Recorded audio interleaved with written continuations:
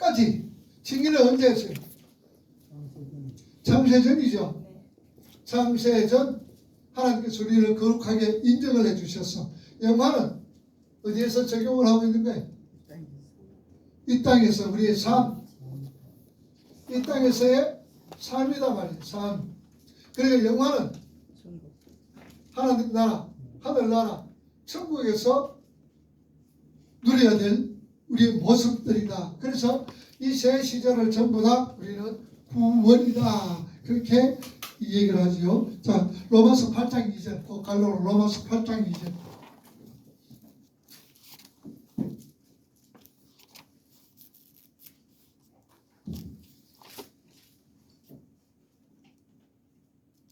로마서 8장 2절 읽어봅니다. 이는 그리스도 예수 안에 있는 생명의 법이 죄와 사망의 법에서 너를 해명하였습니다. 생명의 법이 우리를 어디에서? 죄와 사망의 법에서 우리를 해방했더라. 그 말이죠. 자, 16장 14절 한번 찾아봅시다. 로마서 6장 14절 읽어봅니다. 죄가 너희를 정죄하지 못하리니 이는 너희가 법 아래에 있지 아니하고 은혜 아래에 있습니다. 자, 죄가 우리를 지배한다 안 한다? 못한다. 왜냐? 우리는 어디 아래 있기 때문에. 자, 법 아래 있지 않고 은혜 아래 있다. 자, 법은 무슨 법? 자, 율법이죠. 율법은 뭐 하는 거예요? 하나님이 이거는 구원은 율법을 뭐 해야? 지켜야. 그죠? 율법을 지켜야 우리는 뭐 받아요? 구원 받지요. 그런데 우리가 율법을 다 지킬 수가 있나요? 없어. 우리는 율법 아래 있으면 어디 가는 거야? 지옥 가요. 그런데 우리는 모두가 어디에 있는 거야? 은혜 아래에 있다 이 말이에요. 은혜는 은혜 아래에 있는 거예요. 이 은혜는 무슨 말이에요? 이 은혜는 우리에게 어떤 은혜? 은혜 아래에 있다란 말이 무슨 말이에요? 예수 안에. 그렇지. 예수 그리스도의 십자가의 공로 안에란 말이에요. 이게 은혜라는 거예요. 그래서 우리는 은혜 아래에 있다. 예수 그리스도의 십자가의 그 은혜로 인하여 우리가 구원을 얻게 된다. 그 말이죠. 자, 계속해서 이렇게 하나님의 은혜와 은혜와 진리신 예수 그리스도를 본 사람들은 은혜가 그 삶을 지배하게 합니다. 그런데 눈을 돌려 우리의 현실을 보면 여전히 우리의 삶은 죄가 지배하고 있는 것처럼 보이는 것이 문제입니다. 오늘 우리가 함께 공부할 내용이 바로 그 문제입니다. 하나님의 은혜로 예수 그리스도를 영접한 자, 그 이름을 믿는 자에게는 하나님의 자녀가 되는 권세를 주셨고 그 하나님의 자녀는 죄가 그의 삶을 주관치 못한다라고 성경이 분명히 밝히고 있는데 왜 우리 성도라는 사람들의 삶이 이렇게 여전히 죄의 지배 아래에서 허덕이고 있을까? 죄의 지배 아래 허덕이고 있는 이유가 뭘까? 자, 그 이유는 이러합니다. 뒤편에 하나님의 택함을 받은 하나님의 은혜로 말씀대로 종식이 됩니다. 그러나 여전히 그 성도의 안에 현존합니다. 현존합니다. 현존. 그 안에서 존재하고 있다는 얘기지. 여기에 뭐라 그래요, 우리는? 이걸 내 속에 있는 뭐예요? 옛습관이죠. 옛사람이라고 그러지만 엄밀히 따져서는 옛습관이다 그 말입니다. 그러니까 원리적으로는 거듭난 신자의 삶이 은혜 아래에 있게 된 것이지만 실제로는 성도의 삶은 은혜의 지배 아래에서 여전히 자신 안에 현존하는 죄와의 득행이 있는 것입니다.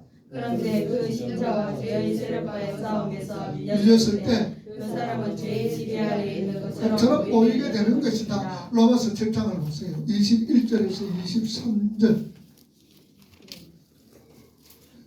읽어봅니다. 시작. 그러므로 내가 한 법을 깨달았노니 곧 선을 행하기 원하는 나에게 악이 함께 있는 것이로다. 내 속사람으로는 하나님의 법을 즐거워하되 내 지체 속에는 한 다른 법이 내 마음의 법과 싸워 내 지체 속에 있는 죄의 법으로 나를 사로잡는 것을 보는도다. 내 지체 안에 있는 것이 또 뭐예요? 그러니까 우리는 우리 마음속에 우리 삶 속에 누가 있어요? 성령 하나님께서 계시고 그 다음에 내 새사람 옛 습관이 있단 말이에요. 그죠? 항상 이 둘이 싸우는 거예요. 이 둘이 항상. 그래서 우리가 성령의 지배 아래 있을 때는 성령의 사람, 죄의 지배 아래, 옛 사람의 지배 아래, 옛 습관의 지배에 있을 때는 늘 마귀와의 어떤 교통 속에 이뤄가고 있는 거예요. 자, 계속해서 21절에 나에게 악이 함께 있는 것이로다 해서 함께 있다라고 번역이 된 파라케타이는 건집에 있다, 할 준비가 되어 있다라는 의미의 파라케이마의 직설법 현재 중간태 3인칭 남성 단수입니다. 자, 직설법 현재 중간태라는 것은 중간태는 ing가 지금 ing 우리가 말하면은 ing를 얘기할 때 중간태라 그러는 거예요. 남성 단수이다. 그러니까 사도 바울 선생도 선을 행하고자 하는 마음 한켠에 준비된 의지가 있었다는 것이다.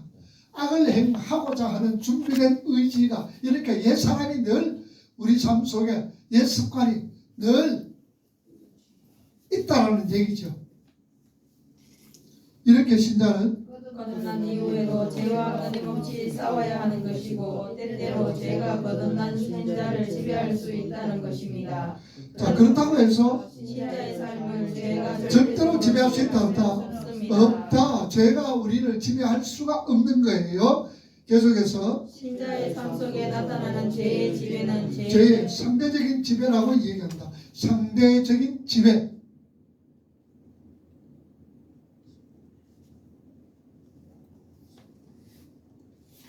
그 말은 불신자 삶 속에 나타나는 죄의 지배는 절대적인 것이어서 그 죄에 대해 아무런 저항을 할 수 없지만 신자의 삶 속에 나타나는 상대적인 죄의 지배는 비록 그 외양은 다른 것이 없어 보일지라도 저항하여 고난을 수 있다는 말입니다. 자, 무슨 말인가 아시겠죠?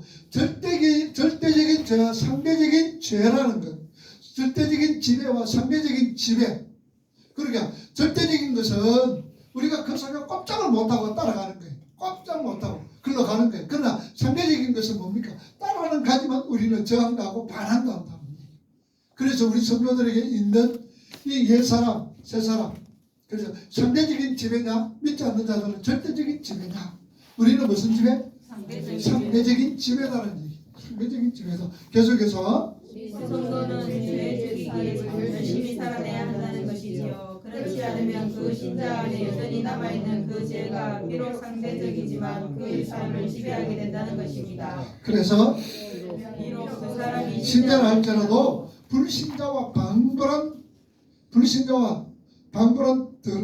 수악한 삶을 살게 된다라는 것이다. 그래서 성경은 죄와 싸울 때 어떻게 싸우라? 피 흘리기까지 싸우라는 얘기. 질질질질 끌려가지 말라는 얘기. 그래서 피 흘리기까지 싸우면서 그를 물리치든지 또 대항을 해라 그 말이죠. 자, 계속해서 성도들이 하나님의 은혜를 입어 예수를 영접하는 순간 그들의 삶은 은혜의 지배 아래 놓이게 됩니다. 바로 그때 그를 지배하던 죄의 은혜가 꺾이게 되는 것입니다. 그러나 그 죄라는 놈은 여전히 자기의 노예했던 사람을 놓아주려 하지 않습니다. 그래서 그 안에서 게릴라전을 펼치면서 거시탐탐 지배권을 펼쳐야 합니다. 그런데 그 잔잔한 죄가 벌이는 게릴라전에 스스로 공조를 해서 그 게릴라들이 은혜의 지배 아래 있는 신자 안에서 막강한 불법 정부를 세우게 하는 것입니다. 그러나 신자 안에 세워진 그러한 게릴라 정부는 불법이지요. 요한 1서 3장 3절과 4절 보세요. 요한 1서 3장 3절과 4절. 요한 1서 3장 3절과 4절 읽어봅니다. 시작. 주를 향하여 이 소망을 가진 자가 다 그의 깨끗하심과 같이 자기를 깨끗하게 하느니라. 죄를 짓는 바가 불법을 행하느니 죄는 불법이라. 죄는 무엇이다? 불법이다. 죄는 불법이다. 자, 그러면 어떻게 그렇게 지리멸절해야 하는 죄가 계속해서 그 신자 안에서 불법 정보를 세울 수 있게 되는지를 살펴보자. 여러분이 죄의 뿌리를 잘 알아두셔야 합니다. 그래야 여러분이 죄의 지배에 빠지지 않고 은혜로운 삶을 사실 수 있는 것입니다. 자, 죄의 지배에 빠지지 않고 은혜의 삶을 우리가 살 수 있는 비결은 은혜의 정부가 들어서 신자 안에서 죄의 기름의 정부가 지속적으로 힘을 발휘하게 되는 이유는 신자 자신이 죄의 세력에 동조를 함으로 해서 지속적으로 그 죄의 세력에게 식량을 해주기 때문인 것입니다. 죄에게 식량을 공급해 준다는 말은 신자가 죄가 시키는 것을 열심히 순종한다는 말이다. 열심히 순종하는 말이에요. 그 자꾸 식량을 주는 거예요. 자, 우리가 왜 자꾸 죄에게 식량을 줘요? 뭐 때문에? 예? 왜 자꾸 식량을 줘? 그 식량 주는 이유가 있어. 왜 줘? 누구 때문에 줄까? 나 때문에, 나 뭐 때문에? 그렇지, 유익이잖아. 내 유익을 위해서 그렇게 살아가는 거예요. 그리고 자꾸 식량을 줘. 그런데 내 유익 때문에 내가 이렇게 하면 나에게 많은 유익을 줄 것이다 라고 자꾸 생각하는 거예요. 꼬시키는 거예요. 그래서 넘어지고 쓰러지고 또 주고 또 주고 또 주고. 로마서 6장 보시죠. 그래서 사도 바울은 성도들에게 절대로 죄에게 복종해서는 안 된다고 여러 곳에 경고를 하고 있죠. 로마서 6장 12절과 13절 읽어봅니다. 시작. 그러므로 너희는 죄가 너희 몸을 불리하지 못하도록 너희 싸우기에 순종하지 말고 또한 너희 지체를 불의에 묻히며 죄에게 내지 말고 오직 너희 자신을 죽은 자 가운데서 다시 살려나 같이 하나님께 드리는 너희 지체를 의의 무기로 하나님께 드리라. 자, 의의 무기로 무엇을 누구에게? 하나님께 드려라. 의의 무기로 하나님께 드리라. 그것을 갖다가 로마서는 또 뭐라 그랬어요? 사도 바울은 너희 몸을 하나님이 기뻐하시는 거룩한 산 제물로 드려라. 그 말이죠. 이것이 바로 영적인 예배다라고 얘기합니다. 16절 다음 보세요. 너희 자신을 종으로 내주어 누구에게 순종하든지 그 순종함을 받는 자의 종이 되는 줄을 너희가 알지 못하느냐. 혹은 죄의 종으로 사망에 이르고 혹은 순종의 종으로 의에 이르느니라. 자, 죄의 종으로는 어디에 이르고 사망에 이르고 순종의 죄로는 의에 이른다. 그러면 우리는 어디에 들어져요? 죄의 종으로 들어지나 의의 종으로 들어지나? 순종의 종으로 들어지죠. 왜냐? 하나님이 그렇게 만들어 간다는 거예요. 결국은 하나님이 그렇게 만들어 가요. 무슨 의로 순종하는 사람으로 하나님이 만들어 가요. 그래서 성화의 마지막 단계는 뭐라고 그랬어요? 우리가 이 땅에 살면서 성화의 마지막 단계는 뭐라고? 하나님의 백성으로 지어져갈 때 어떤 나라로 지어져가느냐 말이야. 하나님 사랑, 이웃 사랑, 말씀 순종하는 자로 지어져 간다 그 말이에요.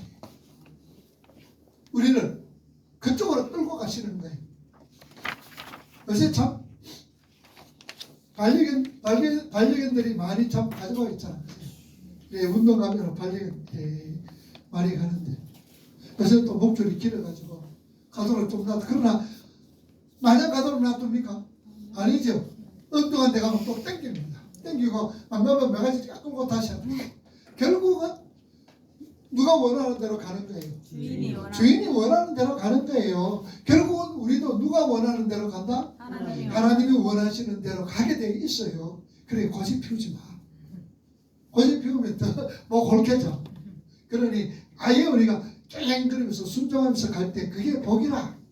자, 계속해서 이렇게 거듭난 성도도 하나님의 말씀에 순종하여 자기 안에 작은 세력으로 남아있는 잔존하는 죄를 죽이는 삶을 살아내지 않으면 언제든지 그 은혜의 정부가 헌납될 수 있다는 것입니다. 그렇다고 구원이 취소됐다는 말은 아닙니다. 은혜의 지배를 받아야 하는 신자의 삶 속에 죄가 지배를 하게 된다는 말입니다. 왜냐하면 죄를 죽이시는 주체는 성령이시지만 성령께서는 반드시 신자의 순종을 통해서 일을 하시는 거예요. 성도들의 순종을 통해서 성령께서 일하실 때도 가만히 있으면 됩니다. 순종하는 자들을 통해서 일을 하십니다. 아울러 죄도 신자의 순종을 돕고 힘을 줍니다. 자, 로마서 8장 13절 보세요. 로마서 8장 13절 시작. 너희가 육신대로 살면 반드시 죽을 것이로되 영으로서 몸의 행실을 죽이면 살리니. 자, 육신대로 살면 죽고 영으로서 행실을 하면은 살게 되진다. 자, 여기서 육신이라면 살아가는 죄된 육체를 말합니다. 여기 보시면 그 죄된 육체를 몸의 행실, 죄된 육체 살아가는 몸의 행실이라고 부릅니다. 그것을 영으로서 죽이면 살 것이라고 하지요. 그러니까 몸의 행실, 죄된 육체를 죽이시는 주체가 누구라는 것입니까? 성령이시라는 것입니다. 그러나 그 죄를 죽이라는 명령은 성도에게 떨어지고 있습니다. 그러니까 성령이 주체가 되셔서 죄를 죽이시는데 반드시 우리 성도의 순종이 따라야 한다는 것입니다. 만일 그렇게 하지 못하면 어떻게 된다고 합니까? 어떻게 돼요? 죽을 것이로되 그러잖아요. 죽을 것이로되 그 단어는 헬라어 아포스토데스 케인인데 그 말은 생명의 기능들이 사라지다라는 의미다. 그러니까 죄를 죽이는 삶을 살지 않는 성도의 삶 속에서 생명력이 사라진다는 것이다.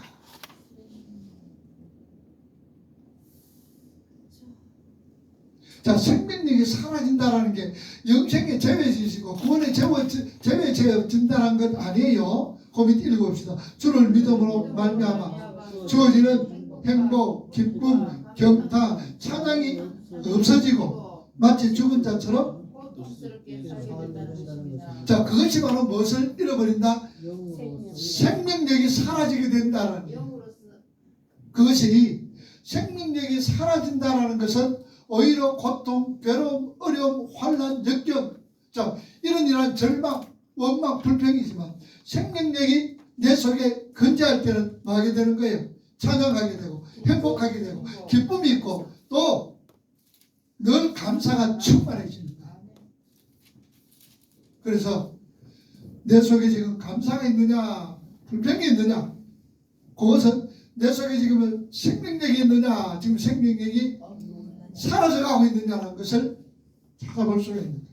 우리가 찬양하는 것도 그래요. 우리 성도들이 찬양 잘하나 못하나 찬양 열심히 하셔야 돼요.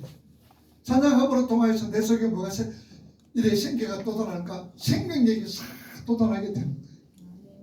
근데 고민스럽고 원망스럽고 불평스러워요. 찬양이 나와요? 찬양 안 나와? 우리 조집사님은 다 찬양 잘하시는데 찬양하는데 우리 유집사님 시끄럽다고 많이 가더라고요. 그래 찬양하는데 왜 시끄러워? 찬양하는데 그렇게 하고 있대. 오늘 아침 내한테 고사질 하더라고. 찬양함으로 통해서 우리는 어떻게 마음속에 기쁨이 회복되지는 거예요. 즐거움이 회복되지는 거예요. 행복해진단 말입니다. 우리 정림 이사님 운전하면서 찬양하나? 찬양 잘하고 있어요? 예? 가끔 해. 자주 하라고. 가끔 하지 말고. 자, 계속해서. 그러나 영으로서 몸의 행실을 죽이면 살리라입니다. 여기서 죽이면은 또 다른 단어입니다. 여기서 쓰인 단어는 따라 또라는 단어인데 그 단어는 동물이나 사람 같은 생명 있는 사물을 공격하고 목숨을 끊어버리는 것을 말합니다. 그러니까 우리 성도들에게 요구되는 죄와의 싸움은 전투여야 합니다. 그래서 피 흘리게 있게 싸우라고 그랬지. 그 싸움이 없기 때문에 은혜와 진리이신 주님을 보고 구원을 얻었다고 하는 사람들의 삶 속에서 은혜의 지배가 사라지고 은혜의 지배가 사라지고 죄의 지배가 팔을 씌고 있다. 그 전투가 얼마나 치열한지 사도 바울도 오라 나는 공고한 몸이로다. 이 사막의 몸에서 누가 나를 건져내랴라고 한탄했을 정도다라는 얘기요. 그래서 히브리서 12장 4절 보세요. 뭐라 그래요? 죄와 싸우되 어떻게 싸우라? 이제 나오죠.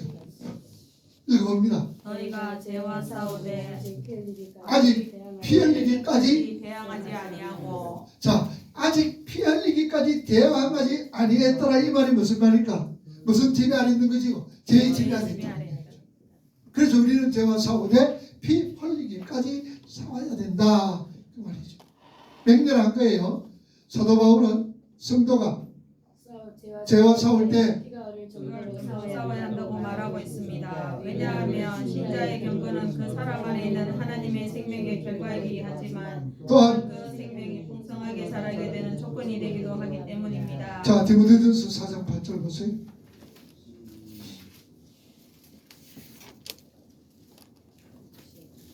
디모데전서 4장 8절 시작. 육체의 연단은 약간의 유익이 있으나 경건은 범사에 유익하니 금생과 세생의 약속이 있느니라. 자 육체의 경건은 무엇이?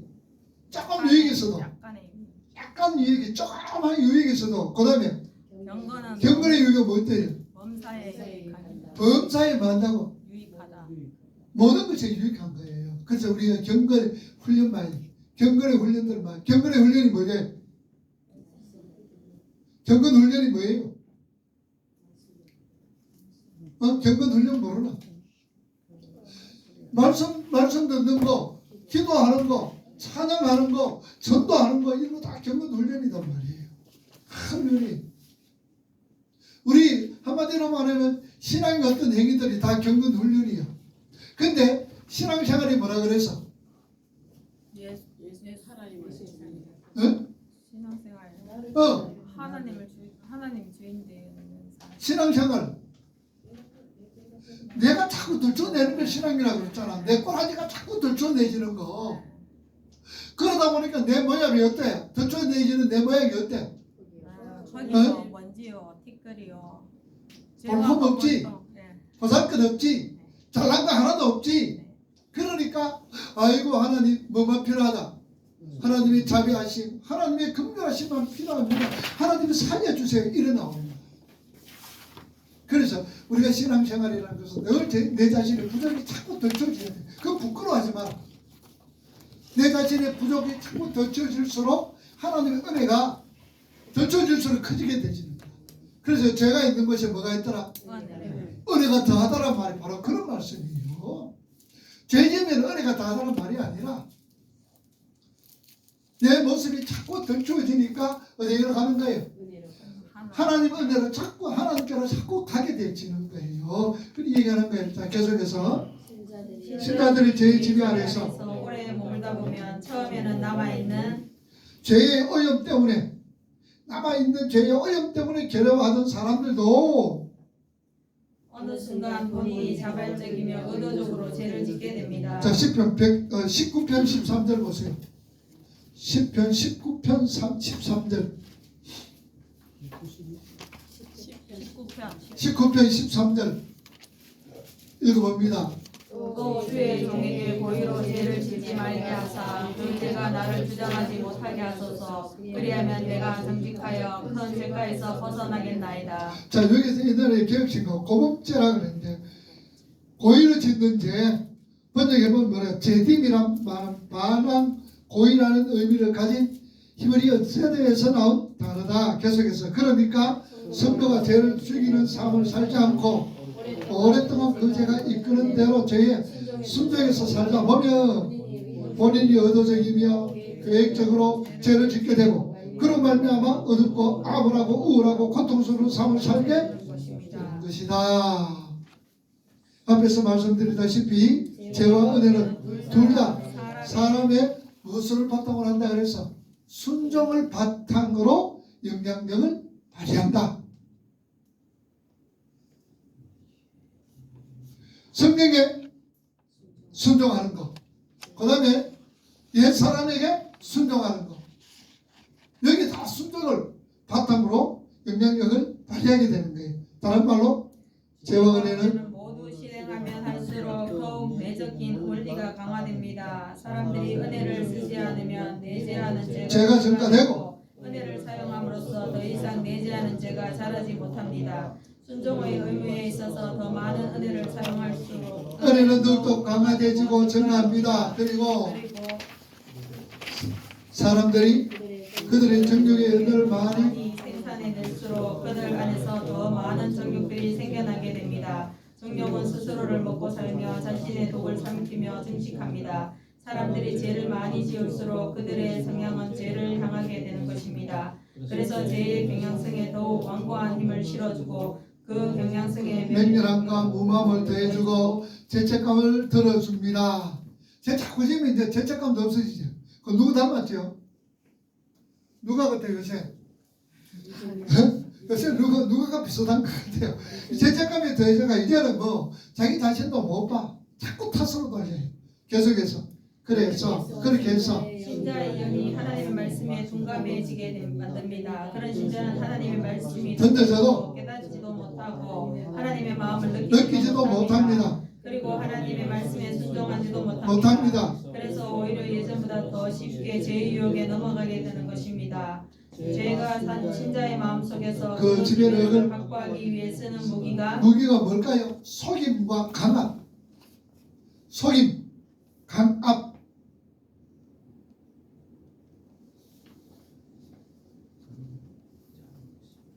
지배력을 확보하기 위해서 속임과 강압이라는 것이다. 속임에 대해서 우리 살펴보자.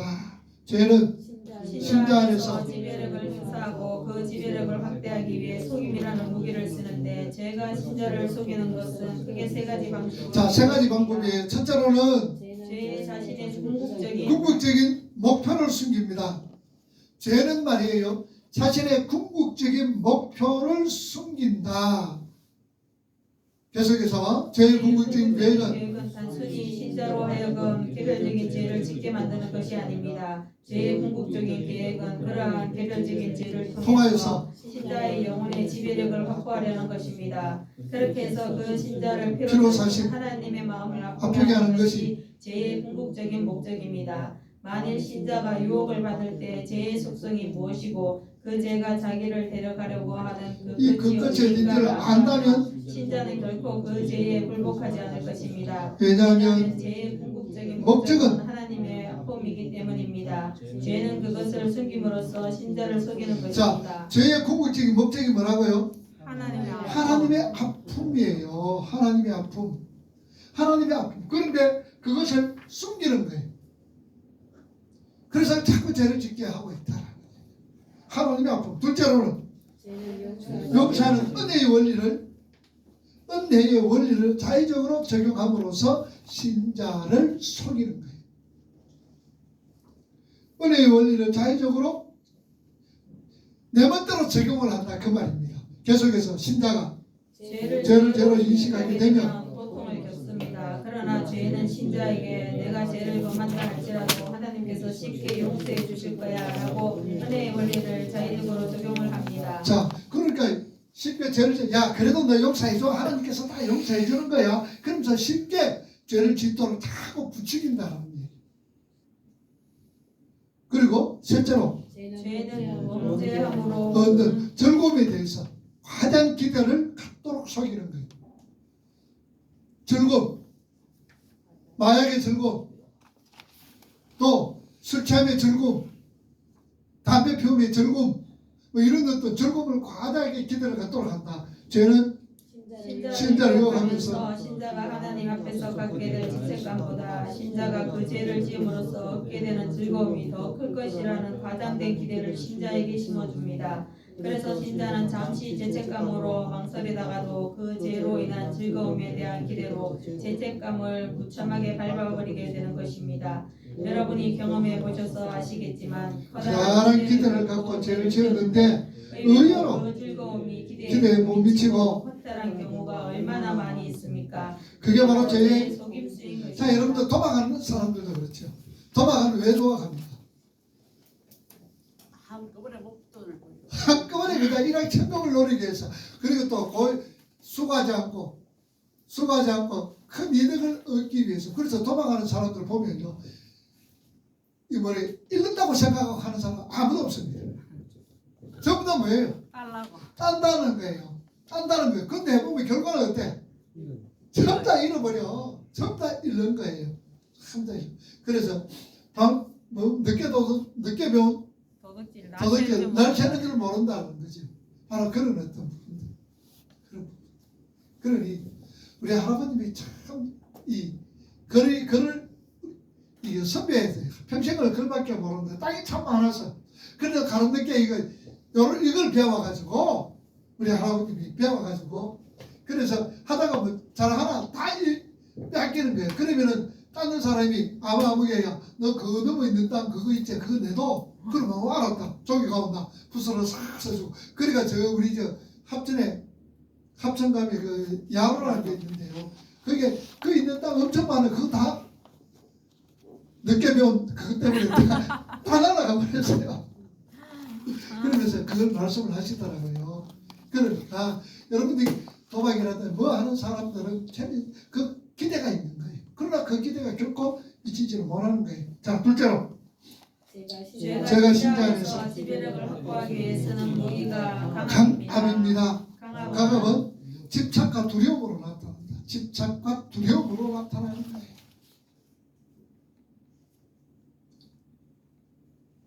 먼저 제 강함은 신자로 하여금 제 욕구를 유지함으로써 느끼는 은밀한 마음의 즐거움에 집착하게 할 뿐 아니라 신자의 죄의 실행이 주는 즐거움 때문에 지금 실행하고 있는 죄악을 그만두지 못하게 힘을 가합니다. 그리고 죄의 강함은 그 욕구를 거절하거나 죄의 실행을 그친 후에 다가올 미래의 상황에 대해 두려움을 두려움을 심어줍니다. 그렇지요. 이런 도박하는 사람들 이런 거예요.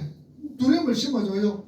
제 가운데 있는 신자는 하나님의 영원히 금식하고 두려움을 갖게 됩니다. 그런데 죄의 실행이 주는 즐거움이 그 두려움을 잠시 있게 해줍니다. 그런데 죄는 신자가 그 죄를 그치게 되면 그 하나님에 대한 두려움이 고스란히 자기에게 임할 것이라고 마음속에 위협을 가하는 거예요. 끝나면 고스란히 내한테 이런 위협이 올 것이다. 이 얘기합니다. 지금 여러분께서 신자로서 반드시 끊어내야 함에도 불구하고 여전히 끊어내지 못하고 있는 악한 습관이나 죄를 하나씩 떠올려 자, 한번 떨려보세요. 내가 지금 이거 참 힘들다는 게 뭐가 있어요? 하나씩 한번 떨려봐요. 그리고 이걸 함으로 통해서 또 즐거움, 이것이 나로 통해서 즐거움이 어떤 것이 있는가 살펴보고 왜 못 끊는가 한번 살펴보고 그리고 계속 스스로에게 물어봅시다. 그것을 당장 그만두실 수 있습니까? 안 되죠. 그러니까 뭔가가 여러분 안에서 강한 힘으로 반발을 하고 있다는 것이 아실 수 있겠지요. 그게 강함입니다. 되겠어요? 안 되는 거예요. 아, 이게 강함이구나. 누가? 사탄이. 그리고 그 악한 습관이나 죄를 하나님께서 얼마나 미워하시는지 잘 아시지요. 그런데 그 악한 습관이나 죄를 저지르면서 하나님께 정말 죄송한 마음이 들어보신 적이 있으신가요? 별로 없으실 것입니다. 정말 그렇게 죄송하는 마음이 들었다면 벌써 그 악한 습관을 끌어냈겠죠.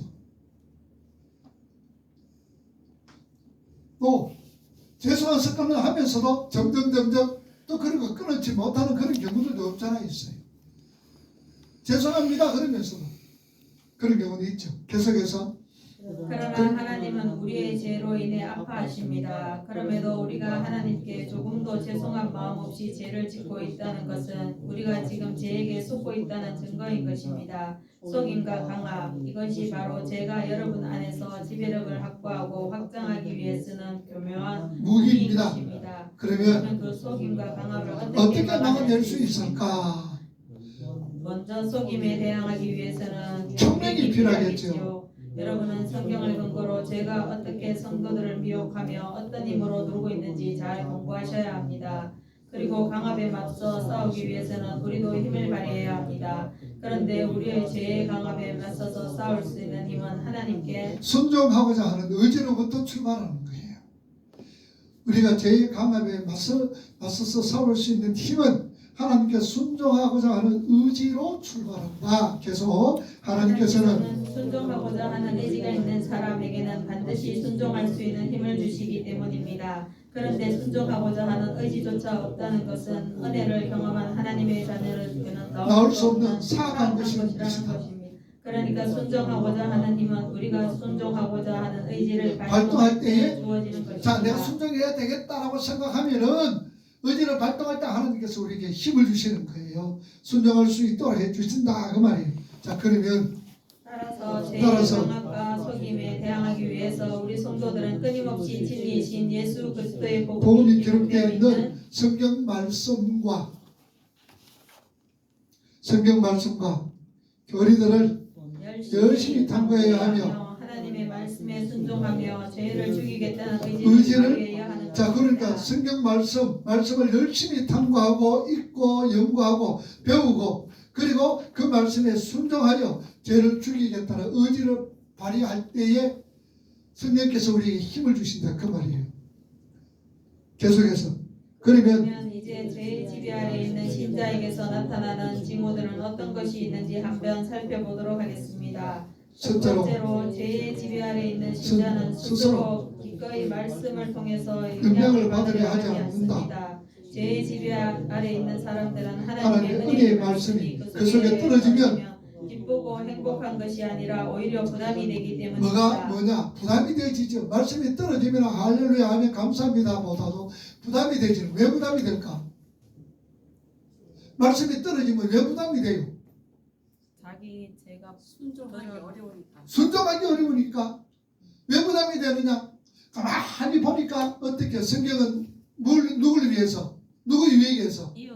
이웃의 유익을 위해서 살아라고 그러는데 내가 이웃의 유익이 뭐? 내 하기도 바쁜데 큰 부담이 되지는 거예요. 또 죽으라 그러니까 이 죽는 것도 이 부담이 되지는 거예요. 말씀이 부담으로 빠진다. 그래서 계속해서 반면에 은혜의 지배 아래 있는 신자는 자발적이며 기꺼이 하는 말씀이 신자는 자발적이며 기꺼이 하나님의 말씀이 자신의 삶에 강력하게 영향을 미치기를 원합니다. 그래서 말씀이 선포되어지는 자리에 무슨 일이 있어도 빠지지 않고 참석합니다. 말씀이 선포되어지는 경우 있는 때는 빠지지 않고 참석하는 거예요. 그래서 그게 첫째로 어디예요? 예배. 주일날 예배. 우리 예배 모이면 예배에 빠지지 않고 참석하는 게 그렇게 중요하다는 거예요. 굉장히 중요한 겁니다. 그래서 예배보다도 더 어떤 것이 우선될 수가 없어요. 예배보다도 더 어떤 것이 우선될 수가 없고 중요한 것이 없단 말입니다. 뭐가 제일 중요하다? 예배가 제일 중요한 거예요. 와서 예배하면서 말씀 듣고 이게 제일 중요해요. 여러분들 우리가 해야 될 거 맞아요. 헌신, 봉사, 충성, 선교, 전도 다 해야 되죠. 이거 빠지면 안 됩니다. 이것도 해야 됩니다. 그런데 이거보다도 먼저 중요하고 선행이 될 게 뭐예요? 예배라는 사실입니다. 그러니 여러분들 예배에 방해되는 봉사, 예배에 방해되지는 전도, 예배에 방해되지는 어떤 행사 이런 거 다 하나님 기뻐 안 해요. 오직 예배는 하나님만을 위해서 우리가 드려지는 예배가 되어져야 된다. 뭘 하더라도 예배에 방해돼서는 안 된다. 그 말이에요. 계속해서 그러나 죄의 지배 아래 있는 사람들은 하나님의 말씀을 통해 영향을 받고 싶은 마음이 사라진다. 그래서 그들은 말씀이 선포되어지는 선포되어지는 예배나 성경 공부에 관심이 없어.